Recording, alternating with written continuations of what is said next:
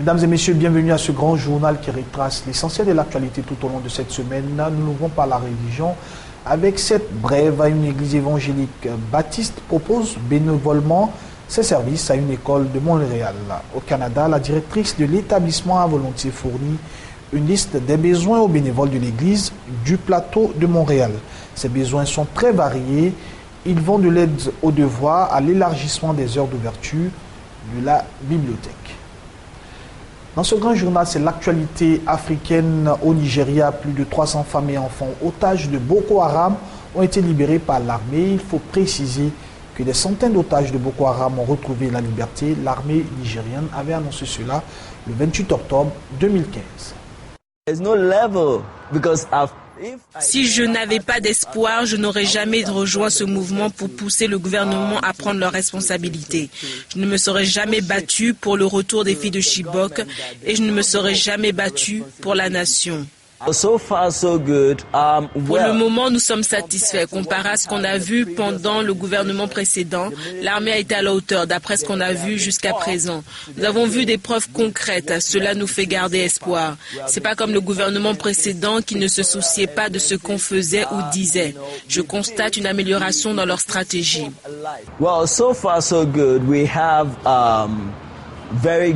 Nous avons de bons rapports avec la communauté internationale et nous allons en voir les bénéfices. Le gouvernement américain a envoyé des troupes au Cameroun, ce qui nous donne l'espoir d'un retour à l'ordre. Nous voyons un effort de collaboration, que ce soit sur nos terres ou au Cameroun. Je vois qu'il y a un effort de collaboration qui nous aide à gagner la guerre. Au Cameroun, une base de l'armée nationale a été incendiée ce mercredi dernier à Magad, dans la région de l'extrême nord du pays. Plusieurs véhicules militaires ont été incendiés après des heurts entre des soldats de la marine et des populations locales. Et dans le Cameroun voisin, une base de l'armée nationale a été incendiée mercredi soir dans la ville de Maga, située dans la région de l'extrême nord. Les feux de différents véhicules militaires sont partis après des heurts entre des soldats de la marine et des populations locales. Pour ces populations, les mesures de sécurité mises en place par l'armée dans le contexte de la lutte contre Boko Haram sont trop restrictives. Ce qui a mis le feu aux poudres, c'est l'interpellation de 2 jeunes à bord d'une moto mercredi soir au marché central. Les 2 personnes jugées à ne pas avoir dépassé l'heure d'interdiction de circuler à 20h à moto à Maga et ils auraient refusé de céder leur véhicule. Une bagarre s'en serait alors suivie, puis plusieurs tirs de sommation des soldats, dont des balles perdues qui auraient tué une personne et blessé une autre. Des milliers d'étudiants médecins marocains ont manifesté le mercredi dernier contre un projet de loi instituant un service médical obligatoire de 2 ans et maigrement indemnisé après leur fin d'études. Au nord du continent, plusieurs milliers d'étudiants en médecine ont manifesté hier dans la capitale du Maroc, Rabat. Rassemblés devant les locaux du ministère de la Santé, ils ont fait entendre leur non à un projet de loi qui souhaite établir un service médical obligatoire de 2 ans et maigrement indemnisé, et ce, après la fin de leurs études. Selon le ministère de la Santé, à l'initiative de ce projet de loi en cours d'examen par le Parlement, le document vise à répondre aux besoins des régions défavorisées, notamment dans le milieu rural. Mais pour les étudiants marocains, qui font déjà 8 à 13 ans d'études avant d'obtenir leur diplôme en médecine, ne percevoir que 10 à 320 euros mensuels d'indemnisation pendant ces 2 ans, ce n'est pas acceptable. C'est même de l'exploitation selon leurs termes. Ce qui nous pousse à boycotter nos études depuis 60 jours, médecins internes et résidents, et déclarer la grève nationale, c'est le service obligatoire qui vise à nous exploiter pour une durée de 2 ans pour nous jeter sans aucun droit de passer le concours d'entrée à la fonction publique. La question qui se pose aujourd'hui, si l'État marocain va arriver à avoir 2000 médecins par an, qu'est-ce qui va le pousser à recruter des médecins après ? Ce que nous demandons au gouvernement, c'est de continuer le dialogue en le concluant avec un document signé. Nous ne voulons pas un communiqué officiel du gouvernement, mais un document signé entre la Commission nationale des médecins internes et résidents et les 2 ministères.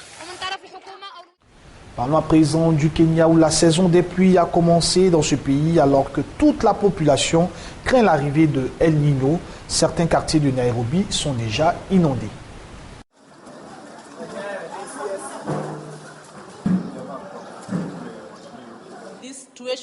La situation est vraiment terrible. C'est atroce. Quand nous sommes arrivés à 7h30, l'eau était devant le portail.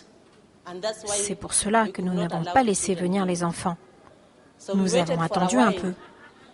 Et puis nous sommes venus dans les classes pour essayer de sauver ce qu'il restait à sauver. Il a commencé à pleuvoir vers minuit jusqu'à 2 heures du matin. Au début, c'était juste quelques gouttes. Et maintenant, nous sommes inondés. Et tout le monde attend la pluie de El Niño. On se demande ce que ça va être quand El Niño sera là.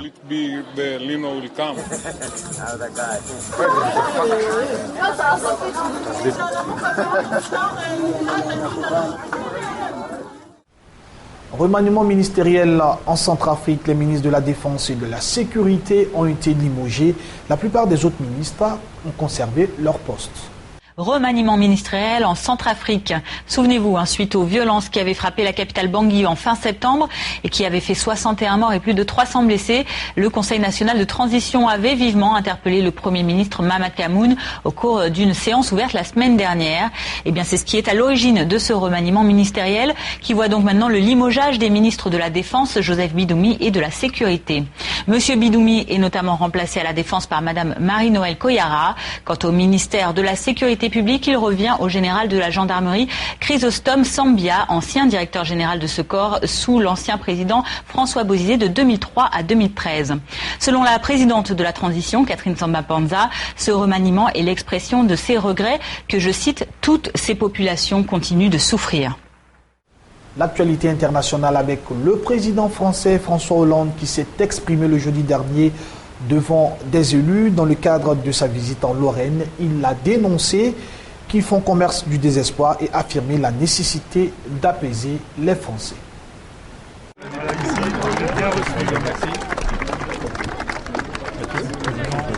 Il y a des discours qui font commerce de désespoir.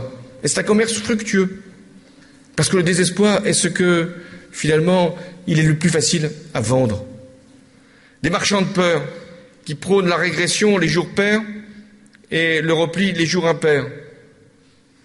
Ils cherchent dans le passé une consolation, vivent le présent comme une déploration et regardent l'avenir comme une démolition.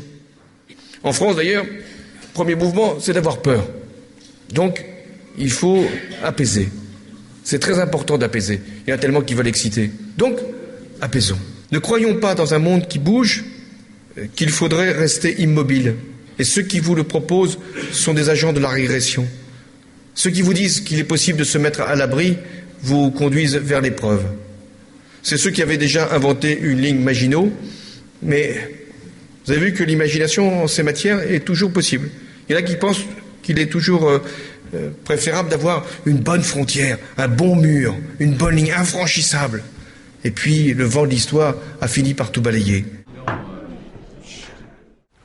Parlons toujours du président français François Hollande qui a reçu à l'Élysée le mercredi dernier son homologue uruguayen Tabarez Vázquez, indiquant qu'à l'issue de cette rencontre qu'il y avait une volonté d'échange plus nombreux entre Mescourure et l'Europe.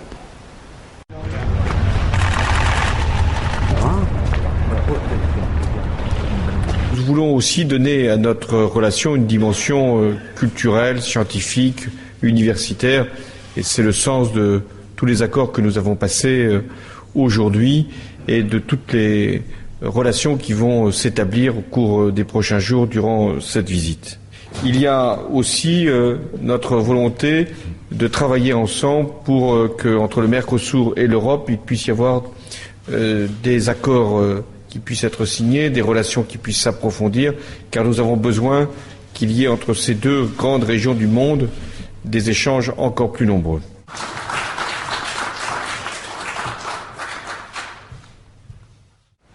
Afin d'éviter le fiasco de Copenhague, la France mise sur la présence des grands de ce monde dès le premier jour de la conférence sur le climat qui se tiendra le 30 novembre à Paris. L'Américain Barack Obama, le Chinois Xi Jinping et aussi l'Indien Narendra Modi, ainsi d'ores et déjà qui ont répondu à l'appel. Depuis le premier sommet sur le développement durable en 1972 à Stockholm, les questions environnementales ont pris une place croissante dans l'agenda international. Le sommet de la Terre de Rio en 1992 est l'acte fondateur de la diplomatie verte. La Convention cadre des Nations Unies sur les changements climatiques y a été adoptée. Chaque année, depuis 1995, la conférence des parties de la Convention, COP en anglais, qui rassemble tous les États signataires, se réunit pour lutter contre le changement climatique. Cette convention cadre a servi de base politique au fameux protocole de Kyoto en 1997 lors de la COP 3. Ce traité impose à 37 pays industrialisés de réduire d'ici 2012 leurs émissions de gaz à effet de serre de 5,2% par rapport à 1990. Mais aucune contrainte ne pèse à l'époque sur les grands émergents, Chine ou Inde, importants pollueurs. En 2009, la COP 15 de Copenhague frôle l'échec. L'accord non contraignant tente de limiter le réchauffement planétaire à 2 degrés, mais sans décliner le mode d'emploi pour y parvenir. Le Durban Package, adopté à l'issue de la COP 17 en 2011, qui faillit également tourner au fiasco, prévoit un calendrier pour un accord en 2015, englobant tous les grands pays industriels, États-Unis et Chine en tête. La 21e conférence des parties sur le climat, COP21, à Paris, vise à aboutir au premier accord universel pour limiter à 2 degrés le réchauffement et indiscutablement, seuil au-delà duquel la science prévoit des conséquences désastreuses. En pleine sécheresse historique, la Californie cherche des solutions. Une usine près de Los Angeles permet ainsi de transformer directement l'eau des égouts en eau potable. Les Californiens ont beau avoir réduit leur consommation d'eau pour faire face à la sécheresse, les gaspillages existent encore. Les signes que les choses commencent peut-être à changer, les eaux usées, jusque-là rejetées à la mer après un traitement basique, pourraient désormais être recyclées à 100%. Cette station d'épuration est capable de transformer en moins de 24 heures l'eau des égouts en eau potable. Avec la sécheresse, la technologie encore confidentielle pourrait devenir essentielle.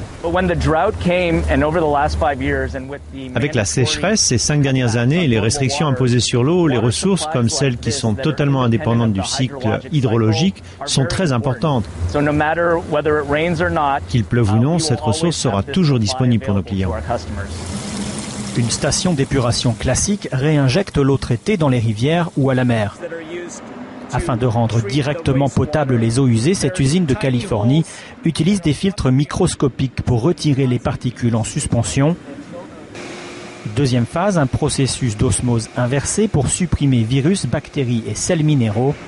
Enfin, un traitement UV permet d'éliminer tout ce qui aurait survécu aux 2 premières étapes. Résultat, une eau tellement pure qu'il faut lui rajouter des minéraux avant de la boire. L'osmose inversée retire tellement de sel que nous sommes obligés d'en rajouter. L'eau que nous dégustons a des minéraux ajoutés et du chlore. Et c'est la meilleure eau que j'ai jamais goûtée. Si sa pureté est scientifiquement prouvée, de nombreux Américains restent tout de même réticents à l'idée de boire une eau qui a pu passer par les toilettes de leurs voisins. Pour changer la mauvaise image de cette eau recyclée, petit rappel scientifique. Chaque molécule d'eau sur Terre est présente depuis 4,5 milliards d'années. Toutes ces molécules sont passées par des humains, des animaux, etc.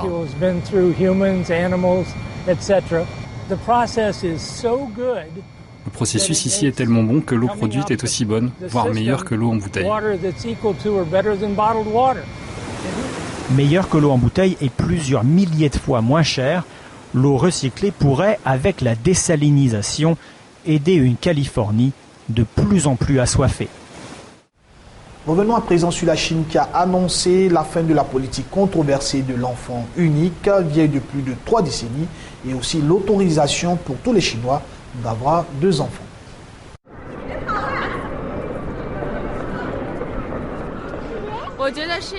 Je pense que c'est un changement vraiment positif. Parce que les gens pensent de la Chine, c'est ça, la politique de l'enfant unique. Et tout le monde pense qu'il n'y a pas de liberté et que les gens n'ont pas les droits qu'ils méritent. Donc je pense que c'est une bonne chose.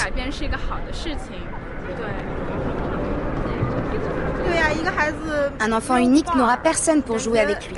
Il se sent seul à la maison toute la journée et ne peut rien partager avec personne. C'est trop cher d'élever des enfants en Chine. Je ne gagne pas assez d'argent. Je n'ai déjà pas assez pour moi tout seul.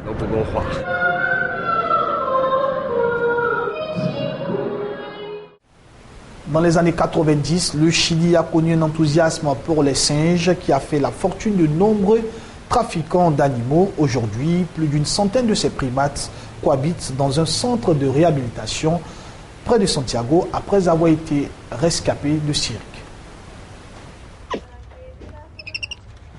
Nicolas est un singe de l'espèce capucin. Sa particularité, c'est un ex-alcoolique. Ses anciens propriétaires qui l'exhibaient dans une boutique de Santiago du Chili le faisaient boire et fumer des cigarettes. Lorsqu'il est arrivé dans ce centre de réhabilitation pour primates il y a plus de 15 ans, il était totalement dépendant. Quand il est arrivé ici, il a fallu lui faire suivre le traitement que l'on prescrit aux humains alcooliques avec des antidépresseurs. Et c'est un traitement qui prend du temps. Il n'a pas cessé de réclamer de l'alcool du jour au lendemain. Dans ce centre cohabitent 165 singes qui ont tous été maltraités. Bêtes de cirque, cobayes de laboratoire ou animaux de compagnie enfermés dans une maison, ils ont vécu une vie inadaptée à leurs conditions d'animaux sauvages. Le plus souvent, ils en portent les traces, fourrures abîmées, mutilations et pour certains troubles psychologiques. Depuis 20 ans, cette ancienne puéricultrice se consacre entièrement à leur réhabilitation. Son objectif, réapprendre aux primates les comportements propres à leur espèce.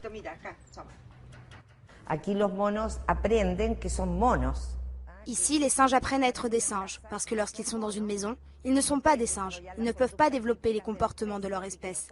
Donc ils ne sont pas des singes et ils ne sont pas des enfants non plus. Ils ne sont plus rien. Ici, ils apprennent avec le reste du groupe qu'ils sont des singes.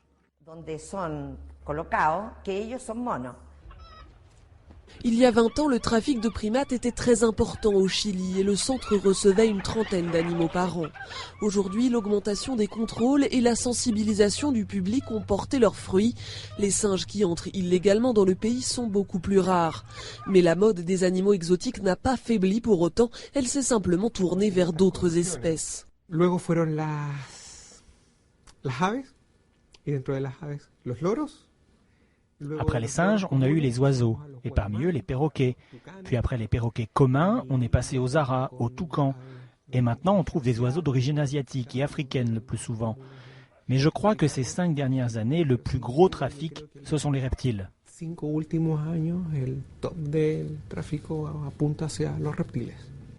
Une fois rescapés du trafic, il est presque toujours impossible de réinsérer les animaux dans leur milieu d'origine. Désormais incapables de survivre dans la nature, ils risqueraient aussi d'infecter leurs congénères avec des virus d'animaux domestiques. Comme Nicolas, ils devront passer le reste de leur jour entre ces grilles. Nous terminons ce grand journal avec les énergies renouvelables. En 2013, plus de 20% de l'électricité mondiale était issue des énergies renouvelables. D'ici 2016, elle pourrait devenir la deuxième source d'énergie la plus importante derrière le charbon. Les technologies vertes ont modifié la façon dont nous produisons notre énergie. En 2013, plus de 20% de l'électricité mondiale était issue des énergies renouvelables. D'ici 2016, elle pourrait devenir la deuxième source d'énergie la plus importante derrière le charbon, en dépassant le gaz naturel et en produisant 2 fois plus d'électricité que le nucléaire. Leur croissance est principalement tirée par la Chine, où la plus importante hausse devrait provenir de plusieurs technologies. Hydroélectricité, éoliennes terrestres, panneaux solaires et bioénergie.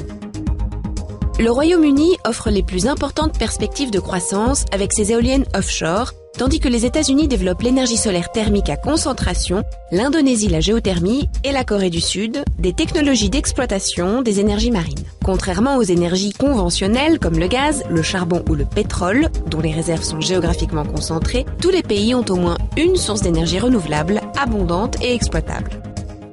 Le défi repose sur le développement de ces technologies et l'adaptation des réseaux existants à des sources d'énergie décentralisées et par nature irrégulières. Ainsi, sans vent, pas d'énergie éolienne. D'ici 2020, les investissements mondiaux dans les énergies renouvelables devraient dépasser 230 milliards de dollars par an, mais l'incertitude politique dans de nombreux pays menace de ralentir l'élan en faveur de ces énergies alternatives après 2014. Mesdames et messieurs, merci d'avoir suivi ce grand journal qui a été préparé par l'ensemble de la rédaction. En bonne suite de programme sur le Blessing Channel.